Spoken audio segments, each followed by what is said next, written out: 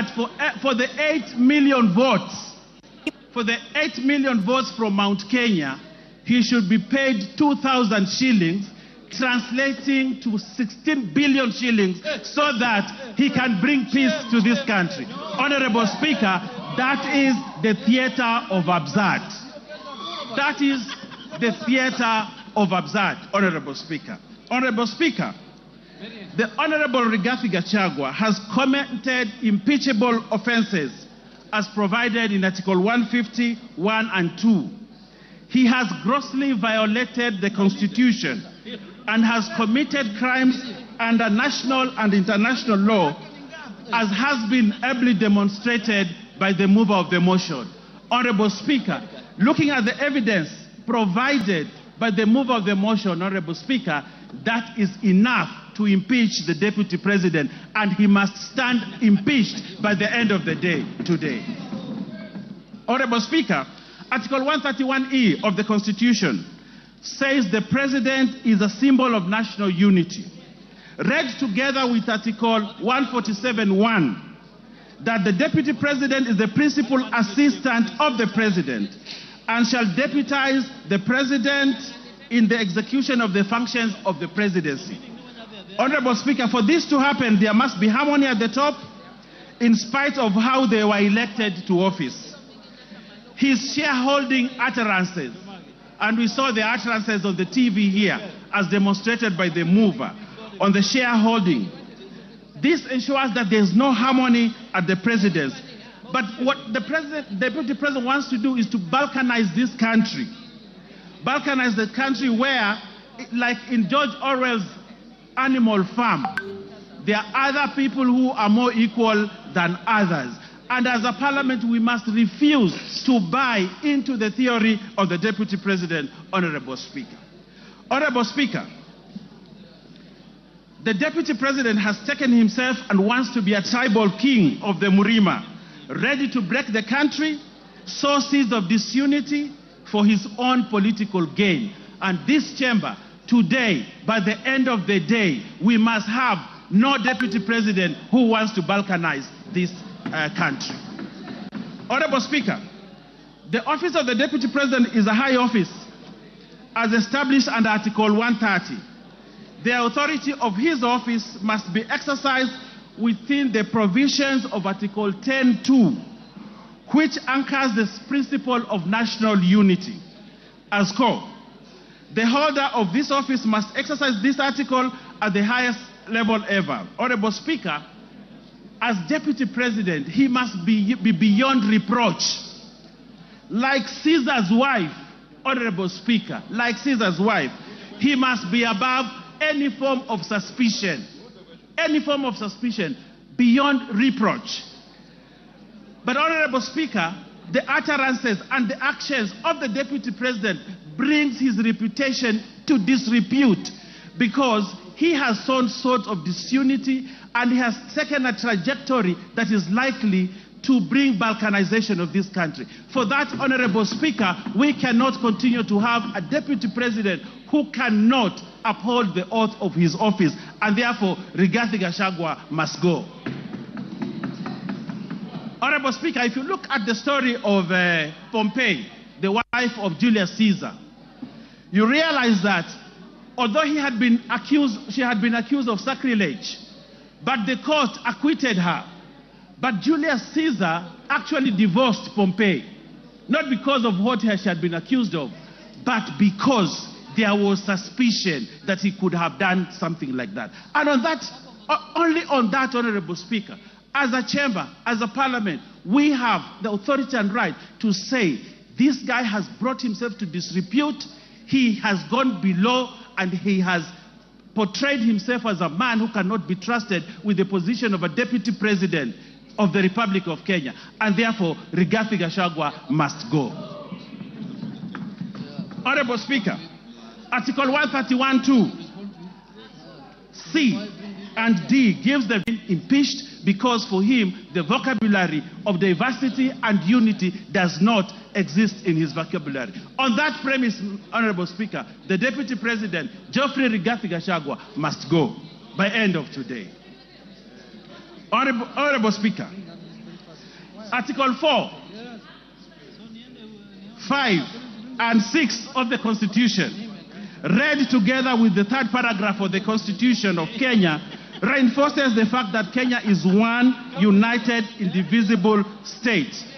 In the same breath, Honorable Speaker, the Constitution establishes the structures of counties as units of sharing resources. However, the Deputy President has established an unlawful and constitutional structure of the country as a structure of sharing national resources, where we have now a new structure of shareholders and non-shareholders. Honorable Speaker, that is sacrilege. We cannot establish another structure of resource allocation apart from the one provided in the Constitution. But now we have a new structure where those who are shareholders in the country get more resources and those that are not shareholders don't get resources. For that new structure that he's trying to establish in this country, the Deputy President, Rigathi Gachagua, must go. Honorable Speaker, there was a time in this country, Honorable Speaker, if you allow me to say this, and I will ask you to add me a few minutes more to say this, that there was a time in this country when the Deputy Chief Justice, the Honorable Nancy Baraza, was bundled out of office because of impropriety, because of an issue that Kenyans thought was not proper. Nancy Baraza, just pinching the nose of someone. And she was bundled out of office, the high office of the Deputy Chief Justice of this country. That's what happened, Honorable Speaker. Just pinching a nose. And she was bundled out of office. But here we have a Deputy President who has committed sacrilege, trying to balkanize this country. A Deputy President who has called people names. A Deputy President who has called a member of Parliament a prostitute. A Deputy President who has amassed wealth that cannot be accounted for. For that, Honorable Speaker, just like Nancy Baraza was bundled out of office, the Deputy President must also be bundled out of office because of that impropriety. Honorable Speaker, we saw the mover has ably demonstrated to us how he took on a judge. But Honorable Speaker, it is not just a judge, it is a female judge. Honorable Speaker, probably he attacked this judge because she was a woman. A lady judge. Where is the place of women judges or women in this country if we have a Deputy President who has no respect for other female or lady leaders in this country? Honorable Speaker, for the abuse on a woman judge, a lady judge, the Deputy President must go. Honorable Speaker, I know my time is running out, but I want to say this in closing. Honorable Speaker, I want to say this. When you ever face an impeachment motion, Honorable Speaker, you'd rather have a rich dead brother who you can shield yourself with. We saw what the Deputy President tried to do yesterday. But I want to tell him that Kenyans are clever and they read through what he wanted to do yesterday. And they will not buy it. It does not sell. It won't be bought. We know who he is. We know. Give him 1 minute. Finish up. Finish up. He's my friend. Yes, Honorable Speaker.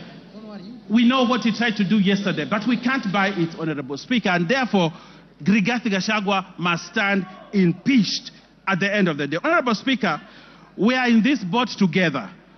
We have one character in this boat called Kenya who is trying to rock it from within. He's trying to break this country. In that event, Honorable Speaker, we have a duty, if we're in that boat, to remove this one person from this boat and toss him into the high seas so that everybody is safe. And that is the duty that we must do today. And I want to convince even those that still have doubts of whether this guy should continue. I want to convince them we are safer as Kenya without Rigathi Gachagua as Deputy President of this country. We are safer as a country. The northeastern region is safer.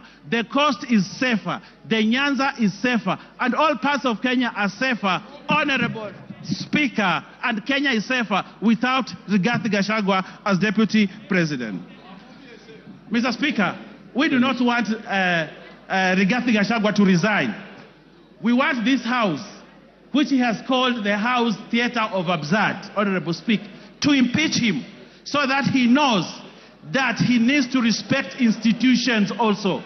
Lack of respect of institutions, Honorable Speaker, is sacrilegious for the person of the stature of a deputy president. For that, Honorable Speaker, for not respecting this parliament and the Senate must impeach one Geoffrey Rigathi Gachagua tonight, and we send him home so that he knows his place in this country. For those many remarks, I second, Honorable Speaker, and ask other members to support this question. I thank you, Honorable Speaker. Order, honorable members on their feet, take your seats. Members on their feet, take your seats. Order, members on their feet. Ruth Odinga, take your seat. Order, honorable members, take your seats. Honorable members, I now propose the question, and you'll note that on the order paper, there is the long version of the motion and the abridged version of the motion. So those of you who want to look for details of the longer version, it is there. I now propose the question, which is that pursuant to the provisions of Article 145 and 151B and 2 of the Constitution and Standing Order 64 and 65, this House resolves to remove from office by impeachment His Excellency Honorable Rigathi Gachagua, EGH, the Deputy President of the Republic of Kenya, on the following grounds. 1.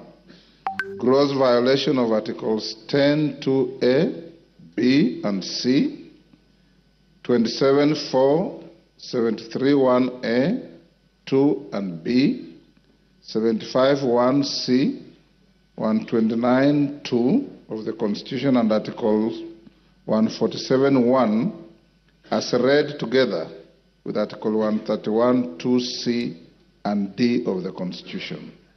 2. Gross violation of Articles 174(1) and 152(1) of the Constitution by undermining the President and the Cabinet and the effective discharge of the national government's executive mandate. 3. Gross violation of Articles 6(2), 10(2)(a), 174, 1861, 189(1), and the fourth schedule to the Constitution by undermining devolution. 4. Gross violation of Article 161 of the Constitution on the institutional and decisional independence of judges. 5. Gross violation of Article 3(1) and 148(5)(a) of the Constitution on the fidelity to the oath of office and allegiance. 6. Serious reasons to believe that His Excellency the Deputy President has committed crimes under Sections 13(1)(a) and 62 of the National Cohesion and Integration Act. 7. Serious reasons to believe that His Excellency the Deputy President has committed gross economic crimes under Sections 45(1), 46, 47(a)(3), and 48(1) of the Anti-Corruption and Economic Crimes Act, and Sections 2, 3, 4, and 7 of the Proceeds of Crime and Anti-Money Laundering Act. 8. Serious reasons to believe that His Excellency the Deputy President has committed crimes by continuously misleading members of the public through false, malicious, divisive, and insightful remarks that are contrary to the provisions of Section 132 of the Penal Code and Section 29 of the Leadership and Integrity Act. 9. Gross misconduct that is incompatible with the high calling and dignified status of the office of the Deputy President, a member of the Cabinet and the National Security Council, His Excellency the Deputy President has publicly attacked and undermined the work of the National Intelligence Service and its officers. 10. Gross misconduct by openly and publicly insubordinating the President, who is the head of state and government. And 11. Gross misconduct by persistently bullying state and public officers. Honorable members, the motion is supported and the list is attached by 291 members of this House.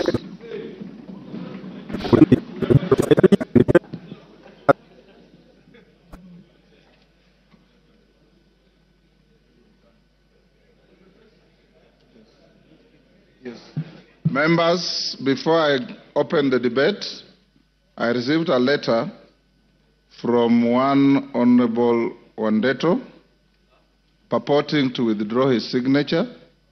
I want to invite the Honorable Member to read the standing orders that are very clear.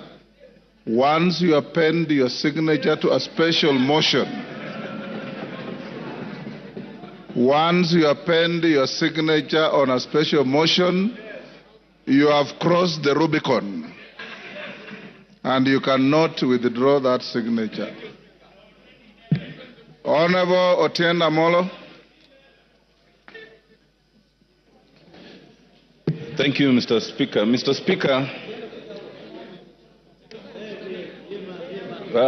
Speaker, shall I use the dispatch with your permission? Thank you. Mr. Speaker, this special motion is unprecedented but contemplated by the Constitution, and I support it. Let it be a lesson, Mr. Speaker, that be you ever so high, the Constitution is still above you. Mr. Speaker, some have told me and have told us that this is not our war. But, Mr. Speaker, they do not know that in circumstances of combat, a bystander is at greater risk than a combatant. You must choose your sides. And I've chosen, Mr. Speaker, after listening to the display of jingoism by the Deputy President, after listening to the self-entitlement for 2.5 hours, after listening to the disdain of governance institutions, this Parliament and the courts, after listening to the DP threatening that Parliament and the court should know that it's not easy to remove a Deputy President who had 7.2 million votes.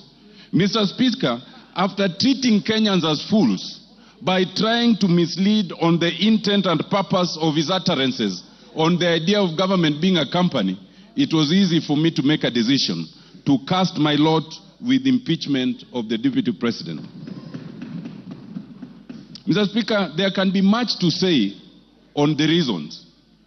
It is easy, for example, Mr. Speaker, to talk about the confessions of the Deputy President regarding 600 million that his son under 30 years was able to acquire. And he says, without tabling any evidence, that it was acquired from a bank. But he admits, Mr. Speaker, more importantly, two things. One, that the property in issue was government property irregularly acquired without the usual procurement processes. He also admits, Mr. Speaker, that the son was able to be given, a moratorium of 1 year not to pay anything while enjoying the proceeds. And the DP thinks there's nothing wrong with that. It is for good reason that the anti-corruption laws in this country do not limit themselves to the individual. They go to the spouse and the children. It is for such reasons. Mr. Speaker, it is also interesting that the DP admits to abuse of office. How does it do that? The DP admits to abuse of office on the issue of KEMSA. It is important, and this bears repetition, that the evidence tabled by the Honorable Mutuse includes an affidavit by Dr. Mulwa. That affidavit at paragraph 5 is very instructive, and it says that the DP's phone calls was aimed at interfering and covering procurement irregularities. And that is on a direct affidavit. But more importantly, If you look at page 69, you will see the SMSs. And that SMS, the son of the Deputy President, Dr. Ikinu Rigathi, has the courage to say that there is a document for His Excellency we are trying to collect, not for himself, not for any other company, for His Excellency. And the fact, Mr. Speaker, that the DP admits to these processes and sees nothing wrong with it is a very serious matter of integrity. But, Mr. Speaker, I'll not speak to all those two. I'll speak to a more fundamental fact. The blatant justification of discrimination and insightful utterances against Kenyans. That is where I want to focus, Mr. Speaker. Mr. Speaker, in this, the DP, and I've gone through the documents, there are various clips where the DP repeats this, that Kenya is a company and those who did not vote for Kenya Kwanza are not entitled to enjoy the proceeds from that company. What worries me, Mr. Speaker, is that with a straight face, the DP could appear on live television and justify these utterances. How does he justify it? He says that because there are some partisan political agreements or promises that were made. What does that mean? The DP elevates promises at a political party level above the National Cohesion and Integration Act, Section 13. He elevates those promises at a political party level above the Constitution of Kenya. There are 15 different articles that speaks against this. The fact that the DP can think that he can justify such utterances and elevate these agreements above the law and the Constitution is the clearest evidence that he must go because he has breached the Constitution. It is important to note that Article 145, 1A and C do not say that if you are respecting a political promise, then you can breach the Constitution. If that was to be the case, Article 24 would include that as a limitation. It does not include. If you want one reason, members, to impeach the Deputy President is because he has admitted to breaching the Constitution on account of a political promise. Mr. Speaker, Article 145, 1B is another interesting one, and it speaks to serious reasons to believe that the DP has breached the Constitution. You do not need the hard evidence. Members, remember, for conviction, that is for courts. We are not a court of law. Ours is to look at the evidence and see if there's a serious and reasons to believe. Those serious reasons speak to integrity. They speak to impropriety. And if you look at them and then find that there's some impropriety, then ground 7 will have been proved. Ground 7 talks of the issue of acquired property coming to 5.2 billion. What struck me, Mr. Speaker, is that the Deputy President took 1.5 hours to explain why he's not corrupt. Of the 2.5 hours, 90 minutes was to explain why he is not corrupt. The very fact that you take 90 minutes to explain you are not corrupt is prima facie evidence of corruption.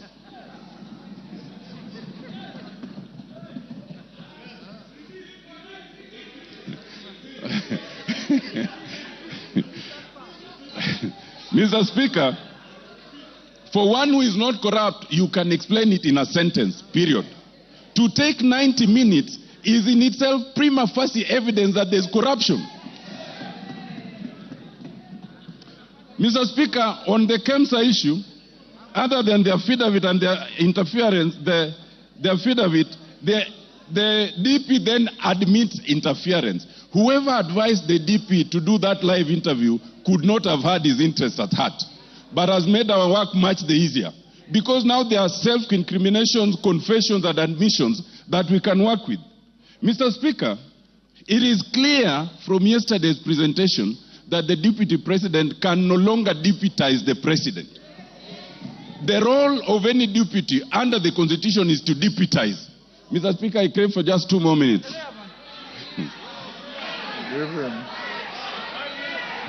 So that, Mr. Speaker, even the fact Mr. Speaker, it is not a ground of the impeachment by Honorable Mwangi Mutuse. But it has become a clear ground from yesterday's interview that the DP is incapable of deputizing the president. And if we needed an independent ground, that is very clear. It is also clear that the DP can no longer be part, very clear. It is also clear that the DP can no longer be part of a cabinet.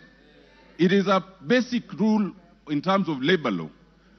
If you cannot work with your boss, if you insubordinate your boss, if one person is to go, is the subordinate, not the boss. Mr. Speaker,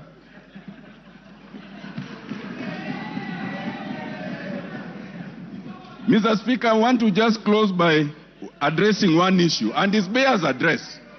Some Kenyans, hello, Mr. Speaker, it is important to address this issue. Some Kenyans want us to divert attention from the impeachment that is before us. There's only one impeachment motion before us, and it's in respect of the deputy president.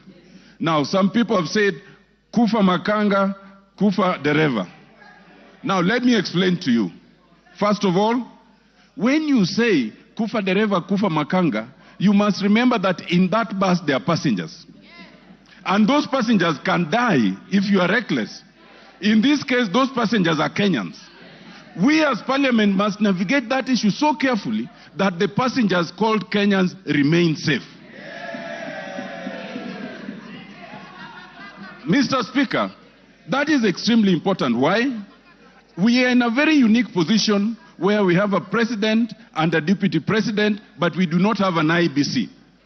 If anything happens right now, as we are going to, if we impeach the deputy president as we want to, as we need to, the position can be filled even without an IBC. But if there is no president and there is no deputy president, only the speaker can act for 60 days.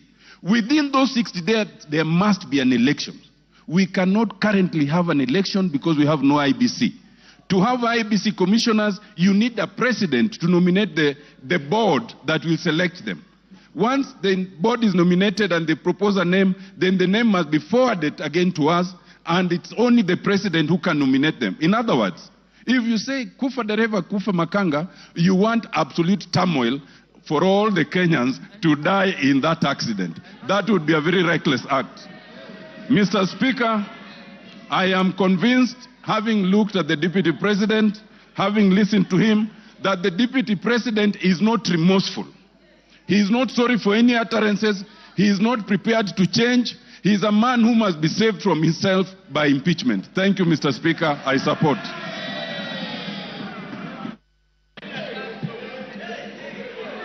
George, order. George Morugara.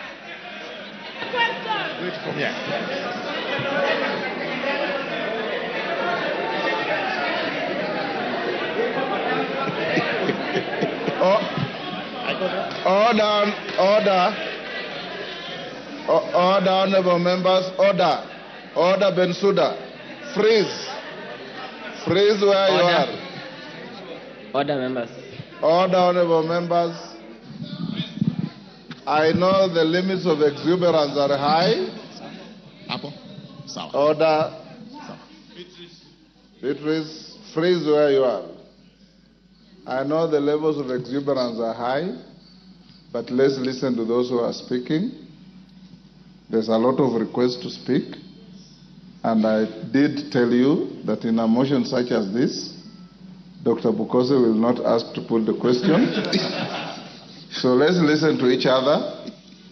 Of course, the canned and band of debate cannot be ruled out in acknowledging good issues and disagreeing, but let's have some decorum. Those of you who speak, you have 5 minutes. If you can finish earlier, the better, so that many more can speak. Go on, Murugara. And members, when you are given permission to speak, if you wish to come to the dispatch box, do so. If you want to speak from where you are, do so. Thank you. Thank you very much, Mr. Speaker. Mr. Speaker, before I even state my position, as regards this motion, it is important for me to express what the views of Kenyans are regarding this motion, and especially with a hindsight of the public participation that we did, and also from the public opinion which was communicated to Kenyans through an agency that conducts opinion polls. It is vitally important to remind Kenyans that through the public participation that we did on Friday and Saturday, it was overwhelming that Kenyans were in approval of the motion, and therefore we must respect their position. We must also remind Kenyans that an agency by the name TIFA has come up with an opinion polling which again has indicated that Kenyans are in favor of the motion. Therefore, even as we debate today, even as we agonize over this motion, even as we consult the Honorable Mwengi Mutuse, as we have done from time to time, as regards this motion, it is quite clear that Kenyans are in favor of the motion carrying the day. I therefore respect the position of Kenyans, I respect the position of my constituents of Tharaka, and I do confirm that I rise to support the motion. That today, the motion that has been brought to this House to have His Excellency the Deputy President of the Republic of Kenya, the Honorable Rigathi Gachagua, impeached, carries the day by a vote to be taken by the House. I must commend the Honorable Mwengi Mutuse, who is actually my Vice Chairperson in Justice and Legal Affairs Committee, for work excellently done, and repeat the position he has made, that we are not a court of law trying a suspect.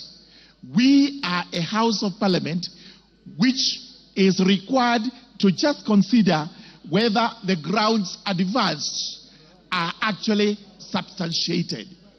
Do we have reasons to believe that the grounds advanced are substantiated? Having listened to the mover, having looked at the documentation, and I confess we have burnt midnight oil looking at this particular motion and the supporting documentation, these grounds are substantiated. Allow me briefly to just mention but a few. Ground number one, which is on dangerous divisions in the country, is propagated by the Deputy President. The Deputy President last night admitted and tried to qualify the admission that he had likened Kenya to a company. There is total difference between likening the government to a company and stating categorically that the government is actually a company. The Deputy President, in the clips we have watched, was candid in a statement to Kenyans that the government is actually a company and that each one of us has or does not have shares in that company. The net effect of this is, if you do not have shares, then you do not belong to Kenya. If you have shares, then you are more Kenyan than any other person who has lesser shares than you. This is the dangerous division which this House must frown against, and it must hold squarely against the Deputy President. The second admission he made, which is a very strong ground of this motion, is breach of collective responsibility. It has been clearly stated that the cabinet includes the Deputy President. The President is the the Deputy President is the principal assistant of the President. Having breached this doctrine of collective responsibility. And he clearly said he did so because he thought, in his view, in his opinion, it was unconstitutional to have decided the way they decided.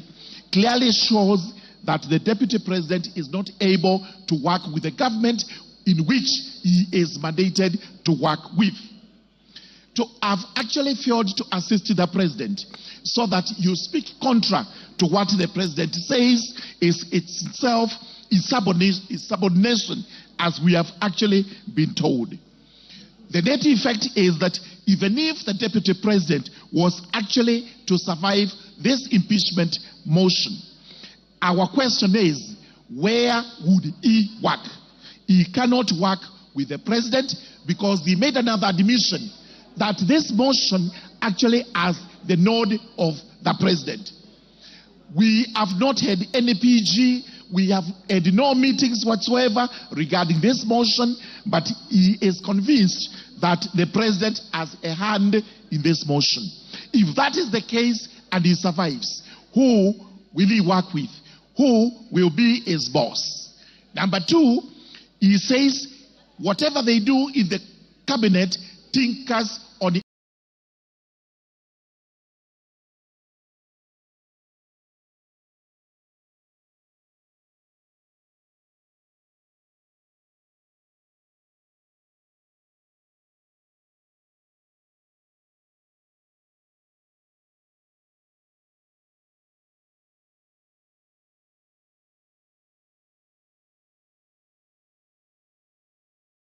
unconstitutionality. If that is what his position is, that the cabinet as it sits today would actually make decisions, which decisions they would have to execute at one time or the other, which are unconstitutional, which cabinet will he work with?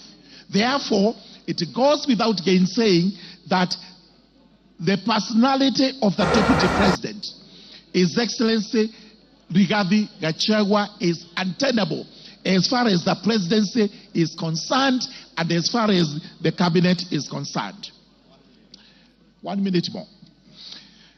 There has been an argument regarding the companies, and Honorable Mutuse has read out the companies, which nobody seems to know exactly why these companies were formed. Exactly what was the ulterior motive of forming these companies. But what I wish to point out regarding the companies, and what Kenyans should know, is that some of the properties under which the deputy president aid, stating that these were properties of his late brother, are actually today his properties. Most important is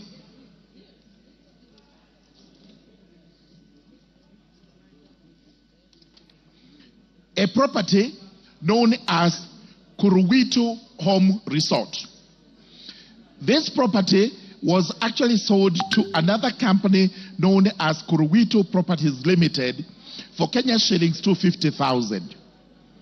A search of these companies indicate that Kuruwitu Properties Limited is owned by Vipigo Beach Resort Limited and John Y. Madenge. We therefore have to ask ourselves, who is Vipigo Beach Resort Limited? And CR12 indicates that this company is actually owned in shares by Keith Ekino Rigathi, Kevin Gachagua Rigathi, the estate of the deceased James Nderitu Gachagua. As we were told, these two persons named, Keith and Kevin, are not executors of the estate of the late Nderitu Gachagua. So if they actually own this company, which owns one of the properties of the deceased, purchased at Kenya shillings 250 million, then it goes without gainsaying that in fact the deputy president has an explanation to give regarding this. Finally, we've been told about the press statement he made in Mombasa, and this is the evidence of insubordination. The country was on fire. The country was burning. The president actually finished or completed giving what measures it would take to restore the country. The Deputy President went to Mombasa, where he gave a statement which in itself was inciting to Kenyans, casting aspersions on the government, casting aspersions on our agencies, and at the end of the day, we have also seen him casting aspersions on the judiciary, which is supposed to be an independent institution. What we are required to do as members of parliament is to prove only one ground. The rest of them may fall or may succeed. But I can assure you, out of the 11 grounds, there is cogent evidence that the Deputy President has committed acts inconsistent with his office, acts which in themselves warrant this House to impeach him today as we go to the vote. As I conclude, I urge the House, let us look at the bigger picture, which is the bigger picture of Kenya as a country. What we are doing is not to try and appease one person. We are trying to do this so that the country is saved. And we have always asked the question, the second in command who does not work with the first in command and his team, of what use would that person be to the country? With those very many remarks, I do beg to support this motion. Thank you. Mishimbogo.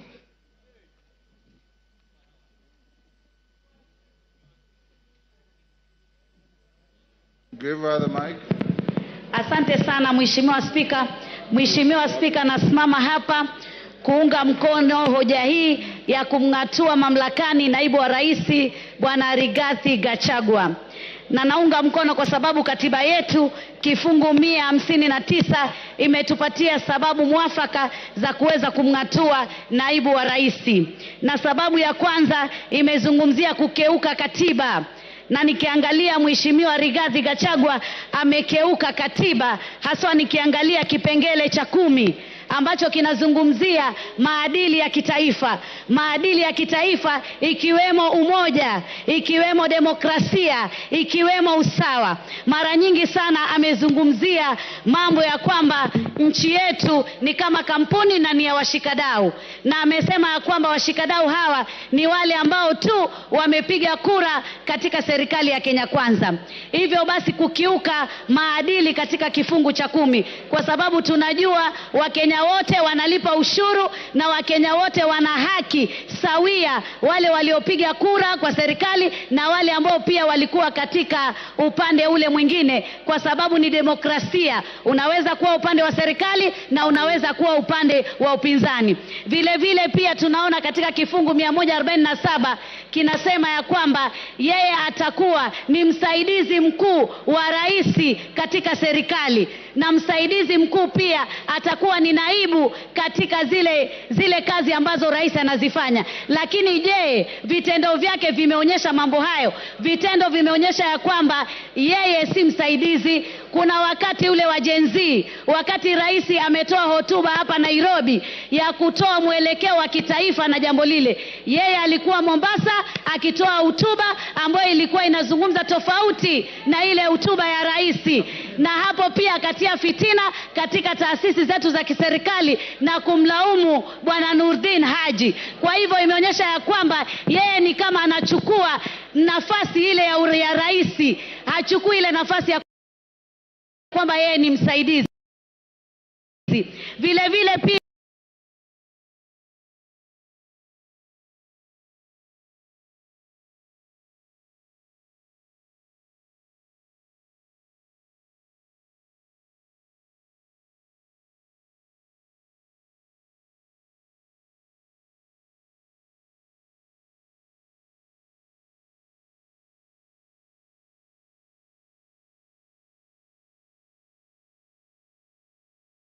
tumeona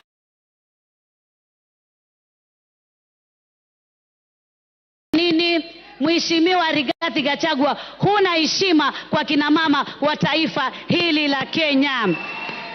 Vile vile katika huo utovu wa nidhamu tunaona sehemu ya Nyandarua alinunua shamba ambalo kina mama walikuwa wamelima mahindi, wamelima viazi, wamelima zile mushiri. Alimweka pale MCA na wakavuruga hiyo chakula yote. Angekuwa yeye ana hekima kama kiongozi, angeacha vikue, watu wavune, alafu achukue hilo shamba. Lakini ni kwamba hana nidhamu na wala hana kufikiria Wakenya kama naibu wa rais, na wala hana ubinadamu. Vile pia sababu nyingine inakuwa ya kwamba ukikosa ufanisi, Kiingereza incompetence. Na mimi nataka niseme alikosa ufanisi kwa sababu alisema anapigana na pombe haramu na anapigana na madawa ya kulevya. Akaja kule pwani, kazi aliyofanya kubwa ni kutukana viongozi, kusema anajua wanauza miadarati, atawataja, atawashika.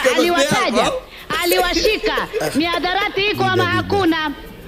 Na hii pombe haramu iko mlima peke yake ama pia iko kule magharibi, iko kule sehemu ya Nyanza, na iko hata hapa Nairobi. Tumuulize yeye mamilioni ambayo ameyatumia kwa hiyo kazi yametupatia natija gani? Yamefanya faida gani? Isipokuwa kunyakua ardhi, akiandika kwa jina la mke wake, atatengeza sehemu za kuweza kunasua vijana kwa jambo hilo. Jambo jingine ni kashfa ya KEMSA. Imezungumziwa vizuri sana vile alivyowezesha watoto wake na makampuni yake na kuiba pesa zile katika kashfa hiyo. Hatuwezi kuwa na naibu wa rais ambaye juzi na jana alikuwa milioni 800, yani kama mali yake. Hivi karibuni ati ni bilioni 5.2. Kwa muda mchache tu pesa hizo umezipata wapi? Ni bilioni 5.2. Kwa muda mchache tu pesa hizo umezipata wapi? Pia umedhulumu bibi wawili wa marehemu ndugu yako aliyekuwa gavana wa Nyeri. Utakuwaje upewe flati 10 na wao wapewe 5 na ni wawili na kuna na watoto? Jamani, ni sheria gani? Tunao sheria ile ya Kiingereza.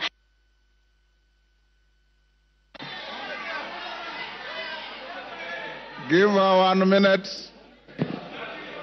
Tunajua hiyo sheria imezungumzia wakati mume amekufa, yani ni mabibi na watoto ndio wanaorithi. Sasa wewe itakuwaje uchukue huo urithi wote? Mpaka hoteli umechukua, ati uliandikiwa, ati ndugu yako alikupa. Jamani, wewe kama makamu wa rais muogope Mwenyezi Mungu na ujue ya kwamba hatuko hapa sisi katika ukabila. Tukiangalia akti ile ya National Cohesion Integration Act inazungumzia yoyote atakayetumia maneno ya matusi, maneno ya kutishia ili kuweza kuleta bughudha katika makabila, yeye anatakikana ashtakiwe na amefanya makosa. Rwanda juzi na jana matamshi ya kikabila yaliwatia katika vita vikali vya kikabila, na wewe leo unataka kuleta vita katika taifa la Kenya. Tuliona molo clashes na hata wewe unasemekana ulikuwa kwa hiyo maneno. Tuliona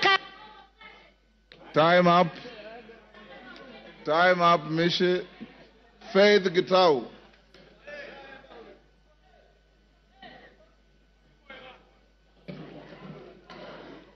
Thank you, Honorable Speaker, for according me this opportunity. And from the onset, I support this special motion. First, our supreme law of the land expects the presidency, which includes the president and the deputy, to be a symbol of national unity. In that case, the holders of that office are expected to portray a national image as opposed to an ethnic outlook. Honorable Speaker, our Deputy President has been at the forefront in advancing a selfish ethnic agenda. For him, it is about his community and nothing more. After an election, Mr. Speaker, the government has to serve both those who voted for it and those who did not. It was wrong for the Deputy President to advocate for shareholding in order to discriminate against the rest of the communities, which may create ethnic animosity against Mount Kenya region. As a county member of parliament, I think I have traversed this nation more than the deputy president. Secondly, Honorable Speaker, the deputy president, as the second in command, should act as a father figure to members of parliament and the community at large. Far from it, the deputy president, during his tenure, has been divisive and very egocentric. For him, it is about me, myself, and I. It is unfortunate that he has lowered the status and respect expected of such high office.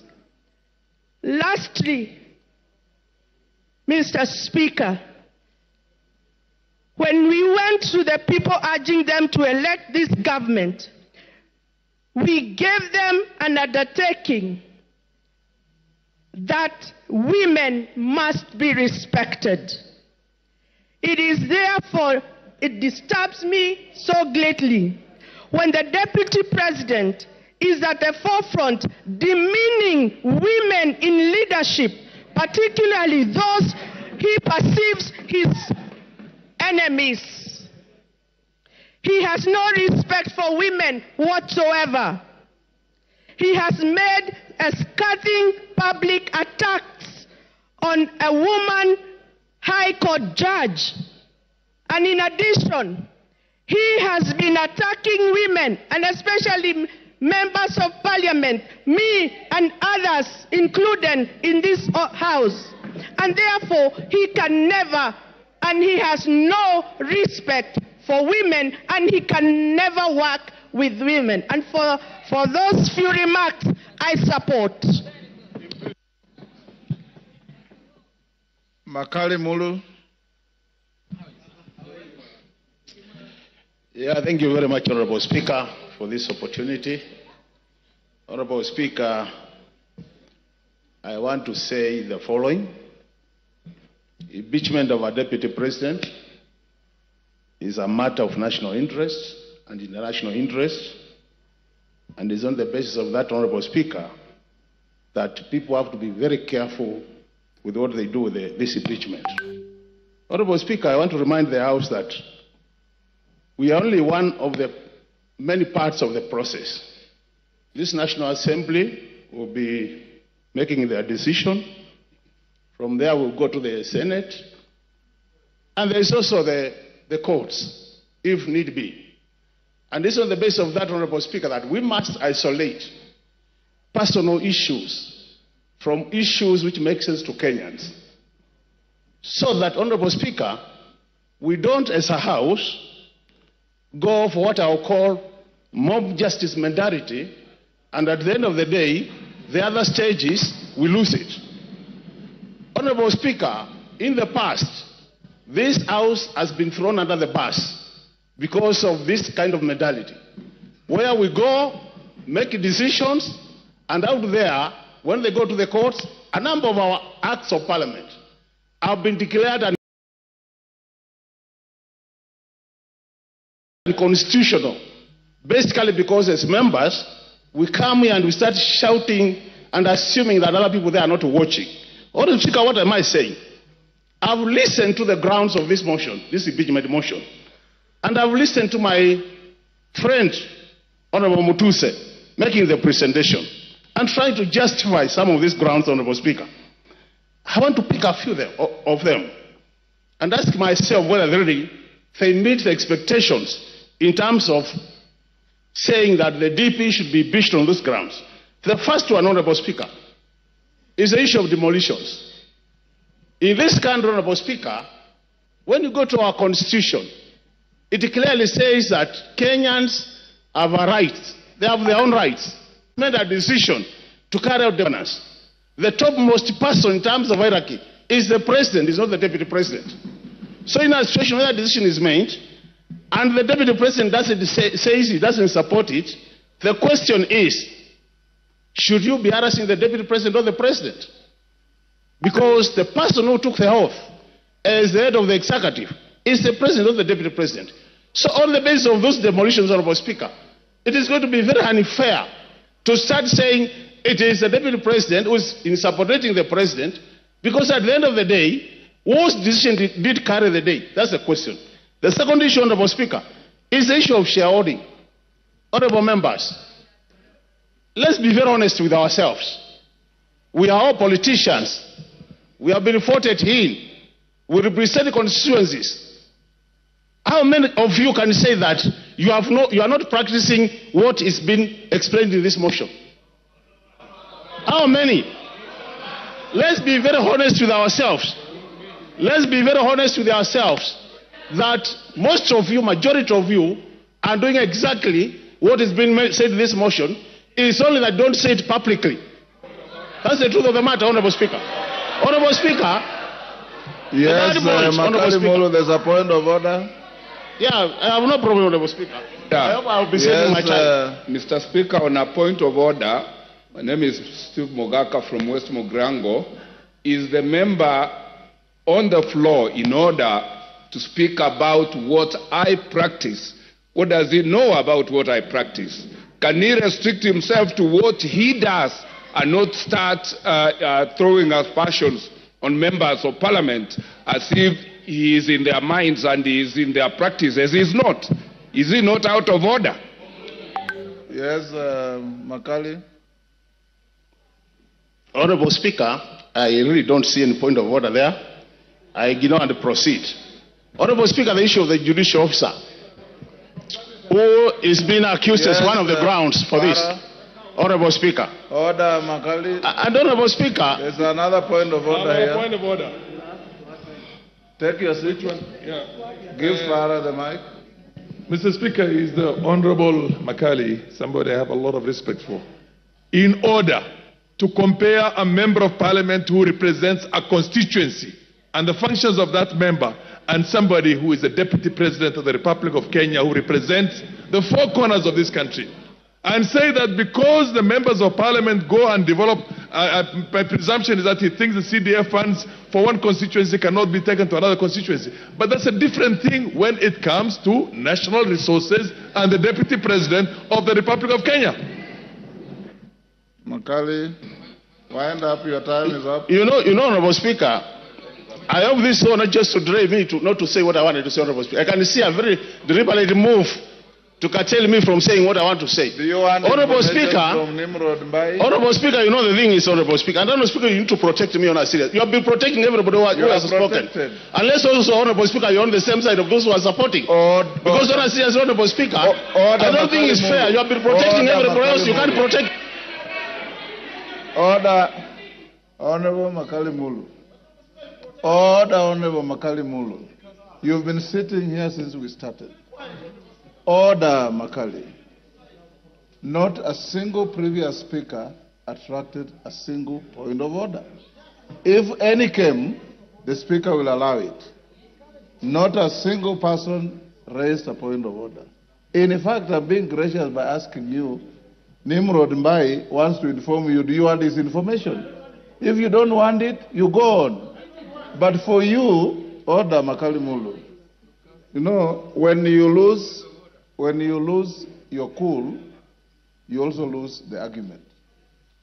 So just be composed, say your bit. The speaker has no dog in this fight. Just say what you want to say, finish, and we give space to somebody else.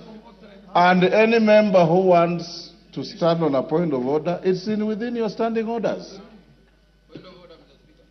He has said he doesn't want your information. Go on. You know, Honorable Speaker, with all due respect, people have been making their contribution here since morning. Nobody has been shouting point of order. So, and it's my democratic position to oppose the motion. Order. Honorable Speaker. Go on. Honorable Speaker, I've been elected by the people of Kitui Central to come to this house 3 times. And nobody can assume that I cannot make my contribution. Honorable Speaker, I've been saying, on the matter of judicial officer. Wind up. The judicial officer has been accused of corruption-related matters, Honorable Speaker. And there is a court case, or as we are speaking. Are we running away from accountability as a country? When do we allow the courts to do their work up to the conclusion that as a House we want to make this as a ground for impeachment, Honorable Speaker? This is what we are saying. There is separation of power, Honorable Speaker, and we should respect that. Third thing, Honorable Speaker, the entity of officers been called by the DP. Just called. How many of us here since morning have been called by the President? How many of us here since morning have been called by the Deputy President? Pleading with us to either support or oppose. Can you be impeached on that note? On a serious note, we need to be serious as a House. And that's why I'm saying, Honorable Speaker, from where we are seated as a House, you go for mob justice mentality, you lose it at the top there, you are trying to reduce the credibility of this House to the lowest level. I know we are already low. I wish we should not reduce it further than where we are, Honorable Speaker. Let's go for strong grounds for opposition of this motion. Is it a situation where a thief was being sent to court to catch another thief? This is a situation. Honorable Speaker, this country has much more serious issues than what we are discussing. Mike Treason. Your time is up. Order. I will now order. Take your seats. Order. Robert Mbui. Order, Robert Mbui. Give him 1 minute to finish. Yeah, Honorable Speaker. So I was saying, Honorable Speaker, Kenyans have said that Kitwisen in particular said, kufa makanga, kufa ndereva, kufa mechanic. Because Kenyans are more serious issues. And when they die, we want a new renewal of this country, Honorable Speaker. This idea of mob justice, we are not going to allow it in this country. Kenyans have more serious things. I oppose, Honorable Speaker. Millie Odhiambo to speak to the public participation report.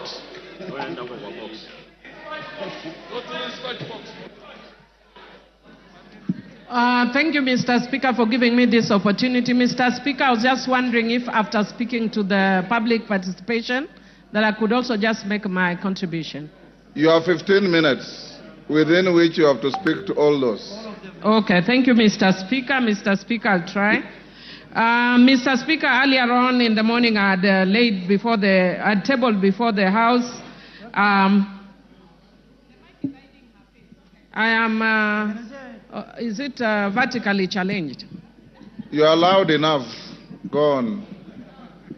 Thank you, Mr. Speaker. Mr. Speaker, I was indicating that earlier in the morning I had presented a report of a public participation on the proposed removal from office by impeachment of His Excellency Rigathi Gachagua, EGH, the Deputy President of the Republic of Kenya. Honorable Speaker, this is following the notice of a special motion by Honorable Mwengi Mutuse and in line with Article 1182 of the Constitution. Mr. Speaker, consequently, the House Business Committee approved a public participation program across all 290 constituencies, and I present on behalf of the House Business Committee. Mr. Speaker, I'll speak to the issue of the legal framework of public participation. And Mr. Speaker, Article 10(2) of the Constitution provides for the participation of the people as one of the national values and principles of governance. Mr. Speaker, Article 118 of the Constitution requires Parliament to ensure public access and participation of the people in its affairs. I will not go to the details, and we can read it for ourselves because of time. Mr. Speaker, I wish to note on my own behalf that in quasi-judicial proceedings like this, public participation is not really necessary, even though the courts are pronounced that they are. In my view, they are not actually necessary in quasi-judicial processes like this, because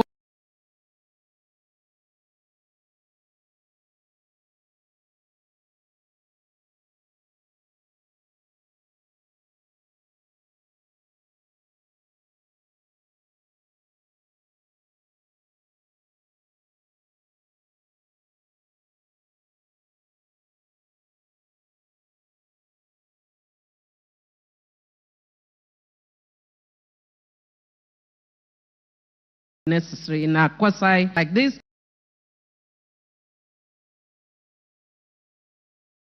by the need to preserve the overarching constitutional principle of acting without unreasonable delay. The special motion for removal from office by impeachment of the Deputy President was therefore processed in accordance with the timeline set out under Standing Order 64. Mr. Speaker, in buttressing the necessity for expedited consideration of special motions, previous speakers of the National Assembly of Kenya expressed themselves on the question of timelines for considering special motions by the House when the special motions were filed proposing the removal by impeachment of the then Cabinet Secretaries, Honorable Anne Waiguru, Honorable James Macharia, Honorable Kaimenyi, and more recently, Honorable Mithika Linturi. In all the foregoing instances, the Speaker emphasized the need to dispose of a special motion as soon as is practicable to remove the anxiety of hangman's noose from the neck of a state officer proposed for impeachment. Mr. Speaker, you have seen the level of anxiety that the Deputy President has undergone, and indeed when he was actually giving the press statement yesterday, he was almost in tears. And that is why the House hastens the process so that the emotional turmoil is lessened having gone through this process, Mr. Speaker. Mr. Speaker, the Clerk of the National Assembly published advertisements on the 2nd, 3rd, and 4th of October and invited written submissions via hand delivery, post, or email until the 5th of October 2024. Mr. Speaker, all these were also advertised on the 4th of October and extended to the 5th in each constituency. To assist in this exercise, a public view template was made available to the public in both English and Kiswahili to guide submissions. On the 3rd and 4th of October 2024, 40,000 copies of the public view templates were also circulated as newspaper pullouts. This template was designated to provide clarity and precision in responses, whether for or against the motion. Number 2, to supplement other means of public input. And 3, to ensure both qualitative and quantitative feedback was captured, which is actually as has been directed by the courts in the past. Mr. Speaker, I just want to indicate that many means were used, including radio, TVs, and other means to publicize this process, including Twitter, or formerly, currently X, or formerly Twitter, and Facebook pages. Mr. Speaker, the public was invited to submit views either in support or in opposition of the special motion or offer other views. Mr. Speaker, I wish to laud Kenyans for their growing consciousness on their civic rights and duties. Mr. Speaker, people participated in various ways, as was witnessed both on electronic and social media, Mr. Speaker. And Mr. Speaker, many Kenyans who are participated very expressively. Mr. Speaker, I think many of us saw people expressing their views in many ways, some of which I will explain later. However, Mr. Speaker, by the nature of newsmaking, we saw the areas where the views were expressive, but much less in the areas where the views were not that expressive.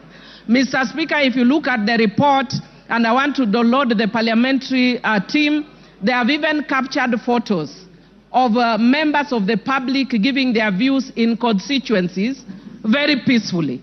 But Mr. Speaker, as I want to repeat, that by the very nature of newsmaking, what we will see are the dramatic scenes. And those we saw, I don't think it is shame as such, it's their right and they can share. Mr. Speaker, I wish to indicate that I wish to report that based on all that, over 200,000 responses were received, of which 65.1% supported the motion, while 33.81% opposed the motion, and 1.09% offered neutral or other alternative views. Mr. Speaker, some of the members in contributing have actually alluded to some of those alternative views. I've heard the Speaker right before me talking about the issue that Kenya has very many pressing issues. Mr. Speaker, indeed it is true, Kenya has many pressing issues, and as a House, we are already seized of those issues and are indeed already dealing with some of those issues. One of those issues that the Parliament has raised is the issue of education, the education system, and we have called the CS for education more than 2 times.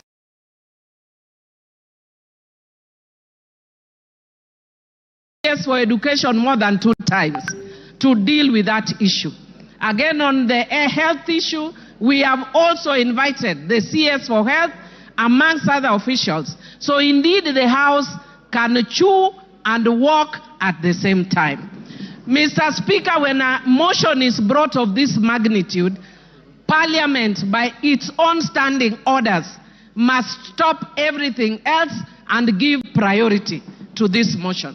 And that is why Parliament stopped all members of Parliament and focused on this with this issue.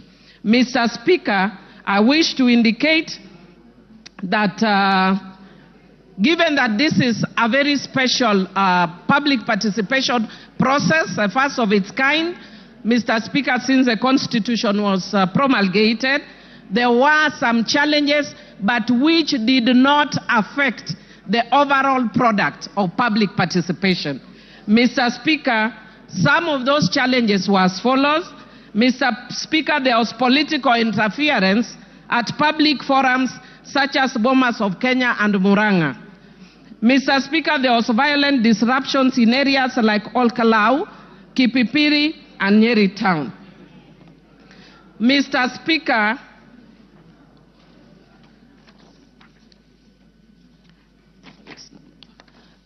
Speaker, there was incomplete or unclear submission, including forms without identifying information or contradictory responses. Mr. Speaker, there was low turnout in some constituencies due to insecurity, such as in Bura. Mr. Speaker, public expectation for monetary compensation for participation was also experienced. Mr. Speaker, there was late submission of forms and memorandum in some instances. There were threats of violence towards officers and inappropriate language in some email submissions. And Mr. Speaker, there was pressure from some constituencies such as Olkalau and Kipipiri for officers to declare results prematurely. On the whole, Mr. Speaker, most places in the country went on uninterrupted. And the results that I just indicated to you, Mr. Speaker, are based on that. Mr. Speaker, because of time and I would like other members to speak, I would want to invite members to look at the report that has been tabled by the House Business Committee. Mr. Speaker, I'll just speak very briefly on my own account. Mr. Speaker, I wish to indicate on my own account as a member of Suba North constituency that what we are going through post-2010 Constitution